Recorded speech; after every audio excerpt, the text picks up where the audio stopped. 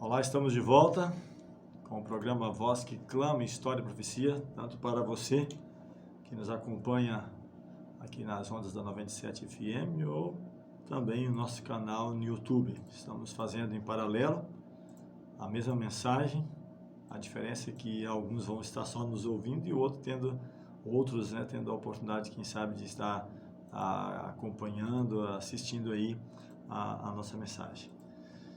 Hoje falando sobre, abrindo uma nova série, Tempo do Fim, Tempo de Intervenção e Resgate Final, e falando sobre o Dia do Senhor, trazendo algumas mensagens. A primeira delas, o que escreveu o profeta Ezequiel no capítulo 30 de seu livro, versículos 1 até o versículo 5. Ele está falando sobre outra profecia contra o Egito e contra o Faraó.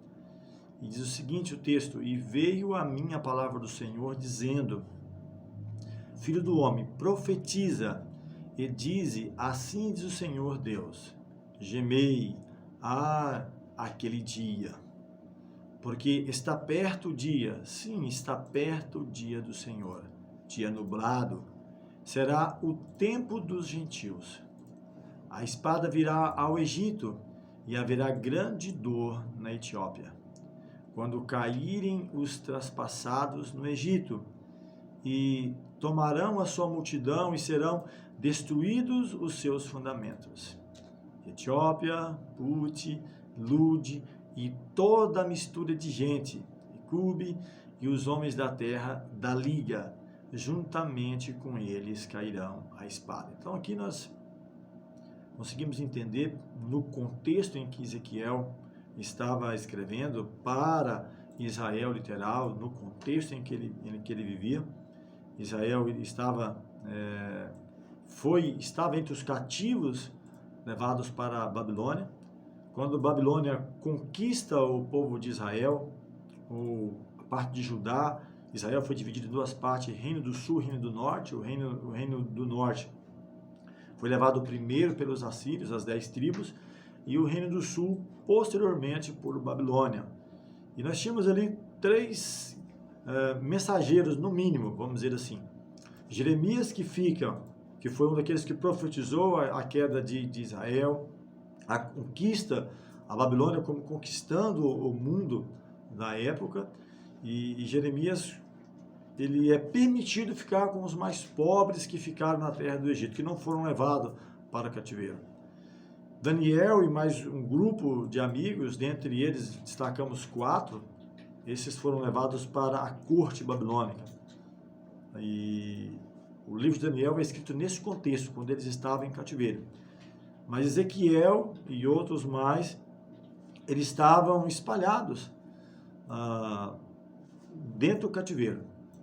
E aqui nesse contexto ele diz que veio a ele a palavra do Senhor, uma profecia contra o Egito, contra o Faraó, e até mesmo contra essa liga. Ele fala alguns nomes que, quem sabe, um pouco desconhecido para nós aqui, falando não tanto a Etiópia, mas Put, Lud, Cube, homens da terra dali, como se fosse uma confederação.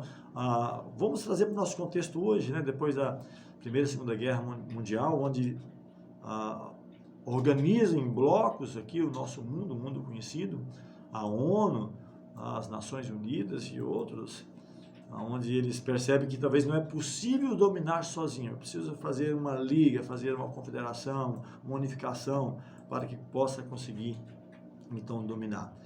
E aqui ele está falando que eles não conseguirão, eles cairão à espada.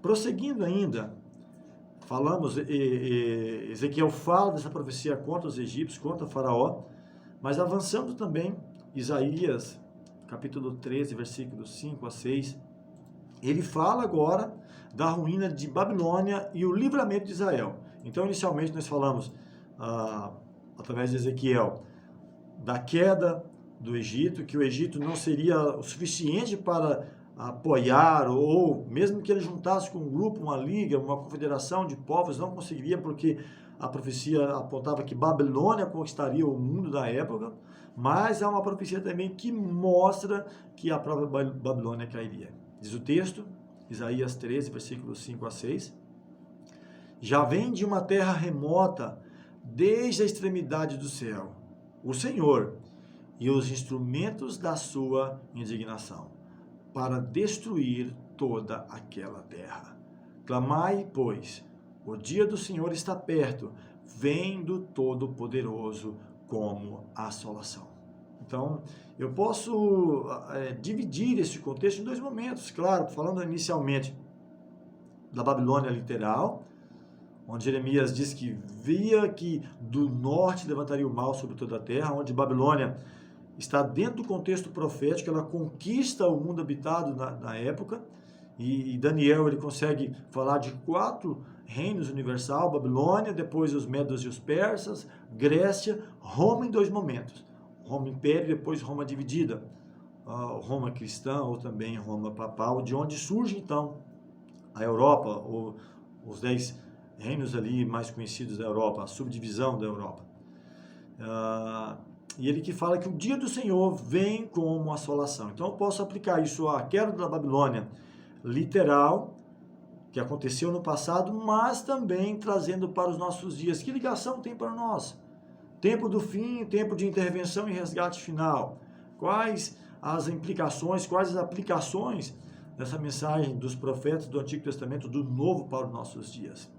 O livro de Joel, capítulo 2, versículo 11, está escrito o seguinte: e o Senhor levantará a sua voz diante do seu exército, porque muitíssimo grande é o seu arraial, porque poderoso é, executando a sua palavra, porque o dia do Senhor é grande e muito terrível, e quem o poderá suportar? Então ele está falando de um dia do Senhor, de um dia grande, terrível, como se fosse um dia de retribuição, e quem vai poder suportar? Ele continua ainda falando que o sol se converterá em trevas e a lua em sangue, antes que venha o grande e terrível dia do Senhor. No próprio Joel ainda, capítulo 2, versículos 31 e 32, está escrito que e há de ser que todo aquele que invocar o nome do Senhor será salvo, porque no monte de Sião e em Jerusalém haverá livramento, assim como disse o Senhor, e entre os sobreviventes aqueles que o Senhor chamar. Então, eu gosto sempre de trabalhar, e a profecia nos dá margem para isso, um contexto histórico, um contexto profético, um com uma aplicação literal e o outro para um contexto espiritual ou simbólico. Então ele fala que, mesmo falando de um dia terrível, que ninguém vai poder suportar, ele fala também de livramento. Ele diz que aquele que invocar o nome do Senhor será salvo. Ele diz que em Jerusalém e no Monte Sião haverá livramento. E entre os sobreviventes, aqueles a quem o Senhor chamar. E o Senhor tem chamado a mim, tem chamado a você. E sabe, a cada dia, através da sua providência, da sua palavra, não importa se você está escutando aqui pelas ondas da 97, no canal no YouTube ou ao vivo, em uma classe bíblica, como nós sempre fazemos, no nosso espaço onde reunimos a família, os amigos, ou de boca a boca, não importa a maneira, ou pela influência do Espírito Santo de Deus, quando é tocado a sua mente, seu coração, você abre a palavra e vai ali se alimentando daquilo que o Senhor tem para você. Outra passagem diz ainda: ai daqueles que desejam o dia do Senhor. Para que quereis vós este dia do Senhor? Será de trevas e não de luz. É como se um homem fugisse diante do leão e se encontrasse com ele o urso. Ou como se entrando numa casa e a sua mão encostasse à parede e fosse mordido por uma cobra, por uma serpente. Então é como que não tivesse escapatória. Ai daqueles, ou para que eu e você vamos desejar o dia do Senhor se eu não estou preparado para o dia do Senhor? Ele diz que será um dia de trevas e não de luz. É como que o homem fugisse de um leão, mas o urso o encontrasse, ou entrasse numa casa para se esconder e colocasse a mão sobre uma parede e uma cobra o mordesse. E aí Amós, fechando ainda, eu li o versículo 18, 19, versículo 20 ainda fala: não será, pois, o dia do Senhor trevas e não luz e escuridão, sem que haja resplendor? Então, na vinda do Senhor, teremos dois grupos que, ao subdividir, teremos 4 grupos: salvos e perdidos. Mas entre os salvos e perdidos, nós teremos pessoas vivas e mortas, tanto num grupo quanto no outro, onde alguns serão ressuscitados na segunda vinda de Jesus, mas os outros ainda permanecerão por um espaço ainda de 1000 anos. Só quando for renovada aqui a terra, depois de 1000 anos, é que então será aqui na terra a morada dos salvos por toda a eternidade. Mas isso é uma mensagem para um outro momento. Eu já falei sobre isso aqui quando falávamos sobre o milênio. Caso você queira, é só entrar no nosso canal, A Voz que Clama, História e Profecia, e procurar sobre esse tema, o milênio. Agora, falando sobre o dia do Senhor no Novo Testamento. Então, é claro que teríamos mais passagens falando sobre esse contexto, alguns aplicando a queda do Egito, outros falando sobre a queda de Babilônia literal, mas algumas aplicando para o futuro, para uma conquista maior. Daniel fala sobre isso, sobre uma pedra cortada sem auxílio de mãos e que vai destruir a estátua que foi vista em visão. Mas hoje é somente um abrir dessa série, e no decorrer dela vamos estar falando, recapitulando estas mensagens, tanto do Antigo quanto do Novo Testamento. Atos capítulo 2, versículos 20 e 21, é como que o escritor deste livro, Lucas, ele abrisse um parênteses e falasse daquilo que Joel havia profetizado. Então ele faz aqui uma aplicação. Olha só o que diz o texto, muito parecido com o que nós lemos em Joel. Diz assim: o sol se converterá em trevas e a lua em sangue, antes de chegar o grande e glorioso dia do Senhor. Versículo 21 diz ainda: e acontecerá que todo aquele que invocar o nome do Senhor será salvo. Então, olha para você que interessante, que mensagem. Quando eu fiz um videozinho pequeno, né, de 9 minutos, falando sobre essa série que nós estaríamos trabalhando, eu falei do que está escrito nas 2 Crônicas, capítulo 36, onde Deus diz que madrugando ele enviava os seus profetas para advertir, para falar, mas diz que o povo de Israel, eles zombavam, mofavam dos profetas, até que subiu a ira do Senhor, diz que não houve remédio senão permitir que eles fossem levados para o cativeiro. Então, mas mesmo, olha a palavra tão forte, não houve remédio senão o cativeiro. Mas mesmo nesse contexto de cativeiro, mesmo no contexto do dia do Senhor, aqui diz a mensagem de esperança: e acontecerá que todo aquele que invocar o nome do Senhor será salvo. Então, se você invocar o nome do Senhor, se eu invocar o nome do Senhor, nós poderemos ser salvos. Mesmo no contexto de destruição, como é mencionado aqui, está falando para nós.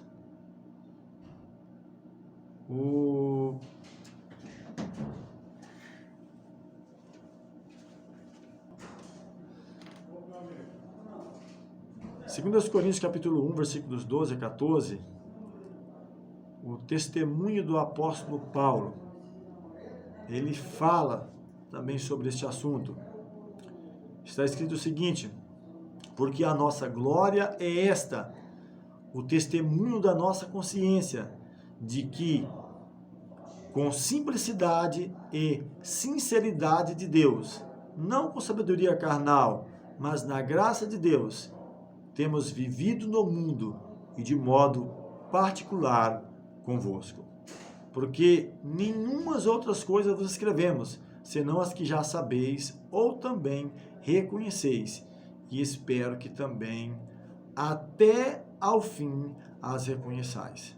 Versículo 14 ele ainda fala: como também já em parte reconhecestes em nós, que somos a vossa glória, como também vós sereis a nossa no dia do Senhor Jesus.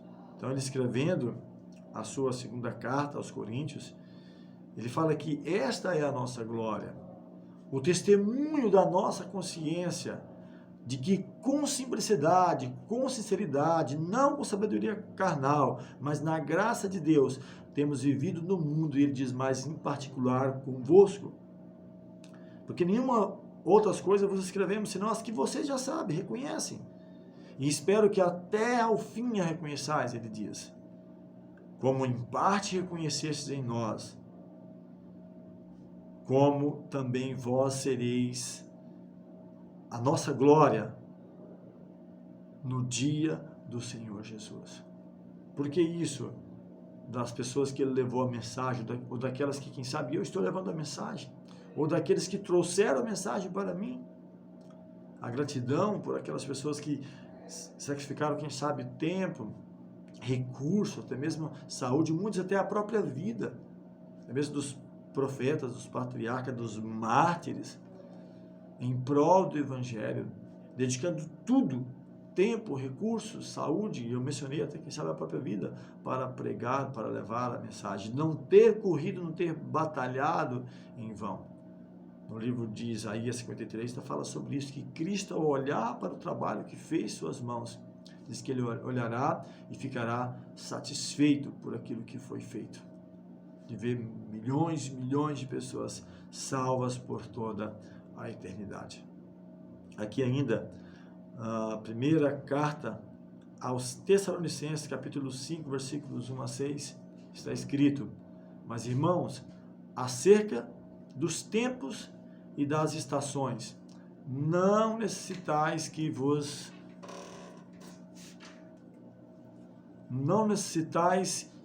escreva, porque vós mesmos sabeis muito bem que o dia do Senhor virá como ladrão à noite, ou ladrão de noite. Então ele diz, olha, não é preciso que eu escreva para vocês sobre os tempos e estações, aplicando no contexto da volta de Jesus, porque vocês bem sabem que o dia do Senhor virá como ladrão. Ele fala ainda no versículo 3, pois que quando disserem a paz e segurança, então lhe sobrevirá repentina destruição. E como as dores de parto daquela que está para dar à luz, que está grávida, de modo nenhum escaparão. Ele diz ainda, no versículo 4, mas vós, ou vocês, irmãos, já não estáis em trevas, para que aquele dia vos surpreenda como ladrão. Quem sabe como ladrão que vai assaltar, não avisa, é claro, e é pego de surpresa. Ele diz aqui que vós não está nas trevas, para que sejam pegos de surpresa. E ele diz mais ainda, no versículo 6, não durmamos, pois como os demais, mas vigiemos e sejamos sóbrios. Se bem que eu não sei, você não sabe, o dia da volta de Jesus, mas ele nos deixou sinais que apontam a brevidade da sua vinda. Ele até fala, se o ladrão avisasse, aqui vigília da noite ele viria, será que eu e você não vigiaria e ficaríamos atentos? E então ele menciona bem claro que, de fato, eu não sei e você não sabe o dia, mas ele nos deixa sinais, indícios, que mostram a brevidade ou a proximidade da volta de Jesus. A vinda de Cristo será precedida de manifestações do anticristo. Ainda na segunda carta aos Tessalonicenses, capítulo 2, versículos 1 a 4, está escrito, ora, irmãos, rogamo-vos, pela vinda de nosso Senhor Jesus Cristo e pela nossa reunião com Ele, que não vos movais facilmente do vosso entendimento, nem vos perturbeis, quer por espírito, quer por palavra, quer por carta ou por epístola, como de nós, como se o dia de Cristo estivesse já perto, ou muito próximo. Eles acreditavam que seria bem perto. Paulo trabalhou, eles trabalhavam com uma intensidade, pensando que seria bem próximo à vinda de Jesus. Mas ele entende que não seria assim. Ele escreve no versículo 3, da segunda carta aos Tessalonicenses, capítulo 2. Ninguém de maneira alguma vos engane, porque não será assim, sem que antes venha a apostasia e se manifeste o homem do pecado, o filho da perdição, o qual se opõe e se levanta contra tudo que se chama Deus, ou se adora, de sorte que se assentará como Deus no templo de Deus, querendo parecer Deus. E isto aconteceu no período do Quarto Império. Passou-se o período da Babilônia literal, período dos Medos e Persas, Grécia, Roma Império, no período em que o próprio Cristo e os discípulos foram mortos ou mártires, era Roma que dominava, mas quando Roma ela passa por uma mutação, então vem um outro momento, o segundo momento, e no período de Roma cristã isso acontece. E aqui diz que eles viria o homem do pecado, o filho da perdição, onde queriam sentar-se como Deus, querendo parecer Deus. É claro que por trás dos bastidores tem um poder maior direcionado. Vamos aprofundar mais nesse tema, falando sobre esse assunto, sobre este poder, a princípio pequeno, mas que derruba 3 dessa subdivisão do Império Romano e se assenta não simplesmente como poder político, mas também religioso. Falando sobre a vinda do Senhor, em específico a volta de Jesus, diz o seguinte: o Senhor não retarda a sua promessa, ainda que alguns a tenham por tardia, mas é longânimo para conosco, ou para convosco, para comigo, para com você, não querendo que alguns se percam, ou que ninguém se perca, na verdade, senão que todos venham a arrepender-se. E ele diz mais ainda, isso está na segunda carta de Pedro, capítulo 3, a partir do versículo 9. E mais uma vez ele reforça aquilo que Paulo também escreveu: mas o dia do Senhor virá como ladrão de noite, no qual os céus passarão com grande estrondo, e os elementos ardendo se desfarão, e a terra e as obras que nela há se queimarão. Havendo, pois, de perecer todas estas coisas, que pessoa vos convencer de santo trato e piedade? Então o que ele aconselha? É fato, é verdade, o Senhor não retarda a promessa, mesmo que alguns a tenham por tardia, mesmo que alguns rejeitem, blasfeme, falando: olha, cadê a promessa? Porque desde que os pais dormiram, as coisas continuam da maneira como estão. Olha, sempre fala da volta de Jesus, mas cadê? Não acontece. Ele diz: ela virá repentina como ladrão, os céus passarão como estrondo, os elementos ardentes se desfarão, a terra será queimada. E ele diz: havendo essas coisas acontecer, como deve ser você, como deve ser eu, a sua vida, a nossa vida? E ele fecha o pensamento no capítulo 3, versículo 12, que devemos estar aguardando a vinda de Jesus e apressando-vos para a vinda do dia de Deus. Aguardando e apressando-vos para a vinda do dia de Deus. Apressando para ela. Não querendo ir sozinho, mas falando para os meus familiares, os meus amigos e para todas as pessoas das quais eu tenho a oportunidade de falar. Apressando para a vinda de Deus, em que os céus em fogo se desfarão e os elementos ardendo se fundirão ou se desfarão. Mas nós, versículo 13, segundo a sua promessa, aguardamos novos céus e nova terra em que habita a justiça. Então essa é a esperança que o apóstolo Pedro tinha. É essa a esperança que eu e você devemos ter. E ele diz ainda no versículo 14: por isso, amados, aguardando essas coisas, procurai que deles sejais achados imaculados e irrepreensíveis em paz. Então esta é a mensagem que trouxemos hoje, uma ideia inicial, falando sobre o tempo do fim, tempo de intervenção e resgate final. Os sinais que antecipam a volta de Jesus e o preparo necessário para eu e você estarmos de pé, preparados, não importa se estejamos vivos ou mortos. Se estivermos vivos, seremos transformados para morar com o Senhor para a eternidade. Se estivermos mortos, seremos transformados, ressuscitados também para estar com Ele por toda a eternidade. Que a graça de Deus alcance a você, a sua vida, os seus familiares, que possamos a cada dia crescer nessa graça, nessa esperança, e vamos estar aí trabalhando essa série Tempo do Fim, tempo de intervenção e resgate final, e preparando-nos e apressando-nos para a volta de Jesus. Vamos falar com o Senhor mais uma vez.